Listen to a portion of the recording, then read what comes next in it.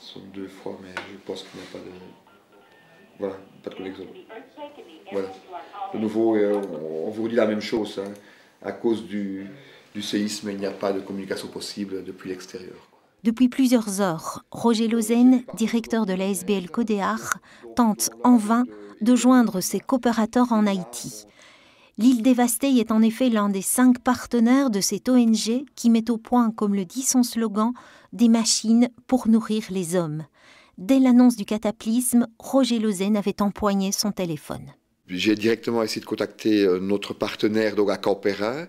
J'ai eu la secrétaire d'Inette ainsi que plus tard Elias Saint-Magloire, un membre du conseil d'administration.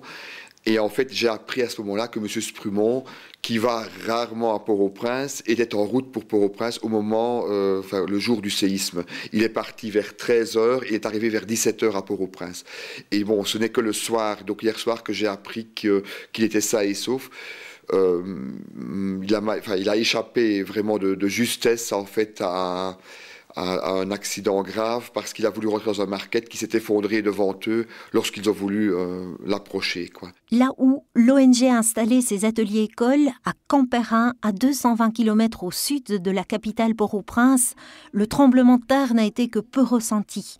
Mais si aucun blessé n'est à déplorer, l'inquiétude est immense. Beaucoup de gens de la province ont des liens avec des personnes à la capitale. Bon, l'exode rural est extrêmement important en Haïti et ils apprennent par l'un et par l'autre, en petits morceaux, ils apprennent qu'une personne a disparu ou le décès constaté de certains membres de leur famille. Donc Hébert parle de hurlements, je pense, dans son mail où les gens commencent à pleurer et à perdre pied, parce qu'ils se rendent compte que les membres de leur famille ont disparu. Haïti est l'un des pays les plus pauvres au monde. Demain, quand la vie reprendra le dessus, le travail sur le long terme de la SBL Codéar pour aider les Haïtiens à vivre debout sera plus nécessaire que jamais.